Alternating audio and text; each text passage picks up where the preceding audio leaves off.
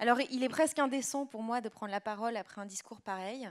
Et en même temps, je pense que Aude sera d'accord avec moi, c'est pour entendre ce genre de témoignage qu'on a imaginé Happy Happening. Donc, j'espère que vous avez kiffé, j'espère que vous avez pris la mesure des messages qui ont été passés. On va continuer sur la brochette de Baumec avec le troisième Baumec en lice qui est juste derrière. On va passer de l'écrivain des mers à l'homme de création. Et on va décortiquer un petit peu ce qui se cache derrière les pubs. Donc là, pour le coup, on change complètement de registre. Merci d'accueillir chaleureusement Georges Mohamed Chérif.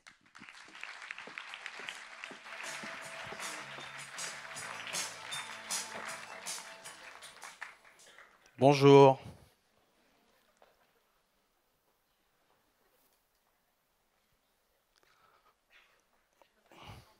Ça arrive. Ça arrive pas du tout. Si normalement là j'ai un truc. Bon. Bah, merci de m'accueillir. Beau mec, ça j'en suis pas sûr. Donc je suis Georges Mohamed Chérif. Je suis le président, directeur de création de l'agence Buzzman. C'est mon vrai nom. En fait, c'est rigolo parce que pourquoi Georges Mohamed Chérif En fait, c'est à cause de Georges Pompidou. En fait, mes parents, quand ils sont arrivés, c'est hyper. Je vais peut-être me mettre là, moi. Ouais, en fait, quand ils sont arrivés en France, ils connaissaient, ils étaient un peu illettrés et tout, et en fait, ils n'avaient pas de connaissances, et ils se sont dit tiens, peut-être que ça serait bien pour ce qu'on appellera plus tard l'intégration, d'appeler notre fils par un prénom français. Et donc, ils m'ont appelé Georges, et en fait, le seul prénom qu'ils connaissaient, c'était le prénom du président de la République, donc Georges Pompidou. En fait, moi, quand on m'a dit qu'il fallait que je vienne parler à des femmes, je me suis dit, bon, comment ça a commencé mon histoire? Et en fait, moi, j'ai été éduqué par ma nounou, parce que ma maman travaillait beaucoup. Je crois qu'elle travaillait à peu près 20 heures. Et c'est un peu compliqué, en fait, de repenser tout ça. Ouais, 20 heures par jour, ouais, évidemment. Et ouais, parce que je crois qu'elle bossait dans les champs et le soir, elle bossait dans une usine. Et, et en fait, donc moi, j'appelais ma nounou maman et ma mère, je l'appelais Tati. Donc c'était pas très très clair pour moi en fait au début. Et en fait, j'ai aussi été beaucoup éduqué par mes sœurs. Donc c'est vrai que quand plus tard, j'ai réfléchi un peu pourquoi j'avais fait ce métier, je me suis dit tiens, je pense que j'ai eu une sorte de sensibilité féminine, même si j'ai une tête de boxeur souvent, c'est ce qu'on me dit. Et en fait, ma mère, en fait, que j'ai perdue il y a 2 ans, ça a été quelqu'un de vraiment très très très important pour moi, comme beaucoup de gens ici, mais en fait, elle a fait le double rôle d'être mon père et ma mère. Et c'est un peu chaud quand même de parler de ce genre de truc en fait. Je me suis un peu mis la barre là, je crois. Et je croyais que j'allais être genre super à la cool et en fait pas du tout. Et en fait, donc ouais, c'était quand même moi je l'appelais Rambo. Et comme je suis lion et que je suis plutôt né avec une grosse patate, le fait d'avoir un peu cet exemple de ma mère, ça a fait de moi quelqu'un qui a une sorte de force intérieure et en même temps de hypersensibilité féminine. J'en ai pas du tout honte et surtout, je pense que c'est ce qui me permet, c'est ce qui m'a donné tout de suite envie de faire de la pub. Pas de la pub, mais la pub, je me suis dit, tiens, c'est un truc qui va me permettre de raconter des histoires, ce que faisaient parfaitement ma mère et mes sœurs. Et surtout, ça m'a donné une sorte d'intuition. Je sais pas, je pense que les femmes, elles ont un truc comme ça. Elles ont vous savez, on dit toujours, faut pas trop mentir à une femme quand on la trompe parce qu'elle le sent. Vous voyez cette petite intuition, sensibilité féminine. Ben, en fait, je pense que j'en ai un peu hérité. Et évidemment, pourquoi ça m'a donné envie de faire de la pub? Parce que la pub, finalement, c'est sentir, alors c'est en toute humilité, hein, je vous dis ça, mais c'est sentir un peu en avance sur quoi les gens vont aimer, ce que les gens vont aimer, ce que les tendances vont être et tout. Donc je pense que ça me donne une sorte de... Moi, mon boulot, en gros, c'est il y a des gens qui viennent me présenter des idées, et il y en a des biens, il y en a des pas bien, il y en a que je pense, des fois, parfois, je pense qu'elles sont bien, et des fois, elles sont nazes, et des fois, elles sont nazes, et je pense qu'elles sont bien. Donc je fais des erreurs, mais mon boulot, c'est ça, quand les gens viennent me raconter des idées, je dois me dire, tiens, ce truc-là, ça va plaire aux gens, et normalement, ça va bénéficier à la marque pour laquelle je travaille. Et je pense que donc j'ai 45 ans, je ne vous ai pas dit, mais en fait, tout l'héritage que j'ai de ma maman et de mes sœurs, c'est un peu cette sensibilité un peu exacerbée, je dirais presque animale. Et en fait, je pense que moi, je suis là aussi. Je pense que quand Marie-Laure m'a invité, je pense que c'est aussi pour vous donner un peu ce message, quoi. Moi, j'ai tout l'air d'un macho. Ce que je peux être parfois, mais en même temps, je pense que je suis vachement touché par ce que font les femmes, et j'essaie toujours d'essayer de mettre. Alors c'est difficile des fois parce que dans l'agence il y a beaucoup de mecs, mais j'essaie parfois de mettre de la sensibilité féminine dans ce qu'on fait. Et d'ailleurs, je suis en train de me dire qu'en fait, il y a 3 ans, on avait fait une pub pour au féminin, que j'ai malheureusement j'ai totalement zappé, et c'était marrant parce qu'on avait fait une signature qui disait « Et Dieu créa auféminin.com ». Et en fait le thème c'était de montrer des mecs et la femme créa auféminin.com. C'est ça. Bravo. Et c'est ça, totalement à côté de la plaque.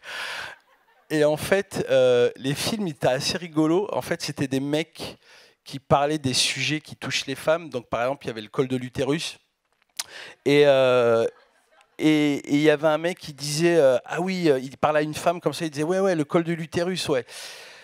Je l'ai monté l'année dernière, j'avais les chaînes, et il faisait... Donc voilà, et donc on mettait en scène des mecs qui parlaient de choses qu'ils ne comprenaient pas, malheureusement.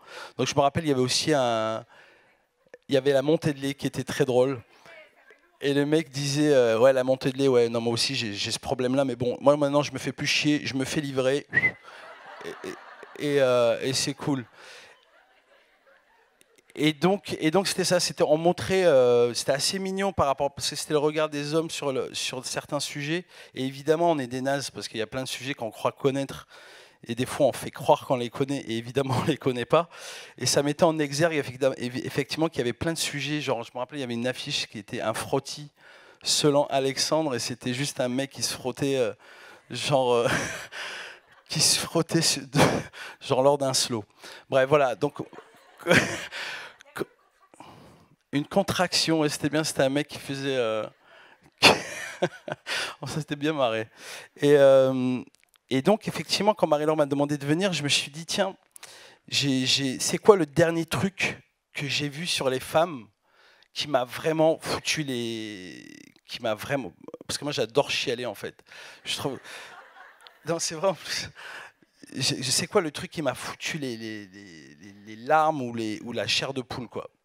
Et en fait, alors là, je vais essayer un petit truc, c'est que évidemment, j'ai un PowerPoint où il y avait une vidéo, mais ça marche pas. Bref, donc je vais faire un signal à la régie. Dans 2 secondes, laissez-moi 2 secondes. En fait, j'ai totalement zappé cette partie. En fait, parce qu'en fait, c'était l'échec, en fait. Hein, c'était l'échec, ouais, c'est ça.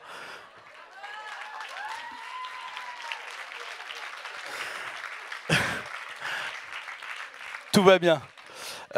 Ouais, message de... Donc, en gros, tout ça, c'est super mal foutu dans ma tête, là.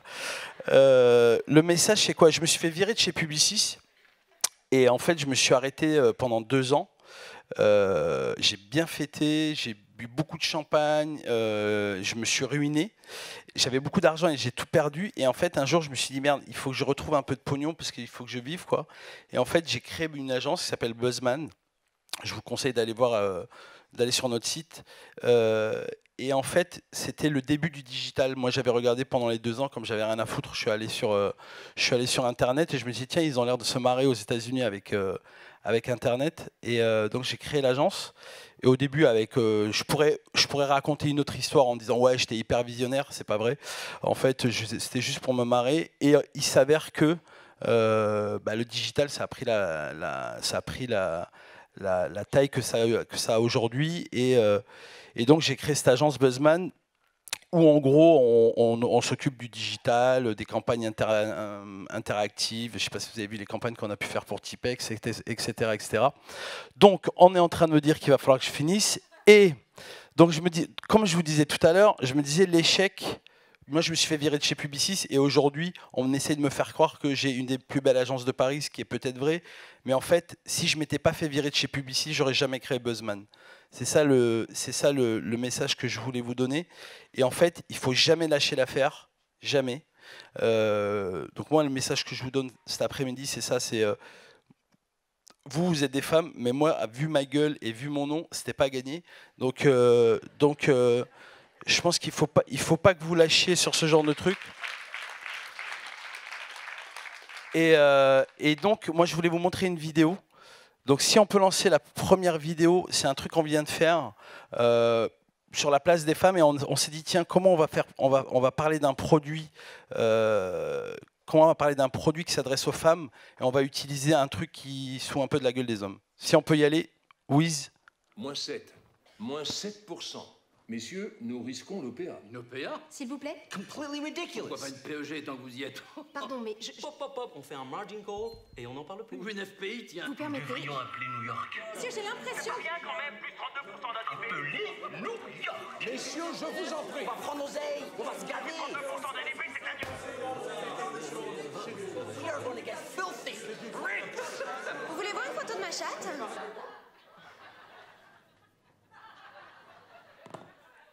Et pour les chiffres, ce sont ceux de l'année dernière. Annoncez la couleur avec Wiz, l'aromatiseur d'eau aux arômes naturels. Wiz, l'enchanteur d'eau. Donc, effectivement, les femmes savent très bien nous manœuvrer. Et juste si on peut m'accorder vraiment 1 minute, parce que j'y tiens vraiment, le truc vraiment qui m'a vraiment foutu la chair de poule, je voudrais vraiment vous le montrer, parce que quand je vous dis que l'échec, là, cette vidéo, c'est tout était fait pour que ça merde, et en fait, pas du tout. Si on peut lancer l'autre.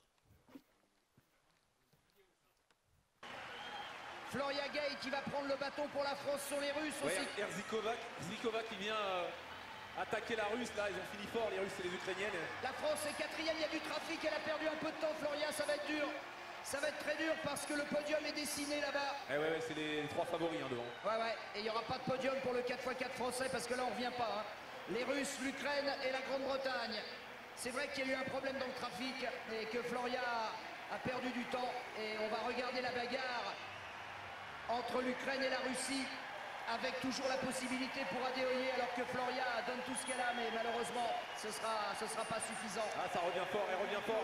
Ouais, la Britannique est en train de craquer. Alors peut-être. La Britannique est en train de craquer, Patrick. Je pense que ça va être juste, mais elle va tout donner quand même. La Britannique a temporisé. Elle est en train de relancer. Elle revient, elle a réussi, elle va passer. Elle va passer,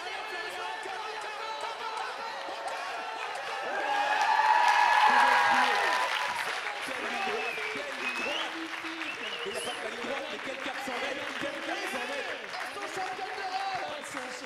C'est énorme. J'ai jamais vu ça. Non. Patrick, Je n'ai jamais vu ça. Elle a gagné. Hein. Mais regarde. extraordinaire. Mais c'est pas possible. Elles sont extra. Merci pour Muriel. Merci Mais pour regarde, Muriel. regarde. Je vous ai dit qu'elle se battrait pour Muriel. Oh là là, Floria. Extraordinaire, extraordinaire, Mais Floria. extraordinaire, extraordinaire. Merci. Ah bah, lui faire une statue. Ah oui, moi je veux bien participer. Là, c'est extraordinaire. Donc voilà, c'était ça que je voulais vous dire. Donc lâchez jamais rien. Merci.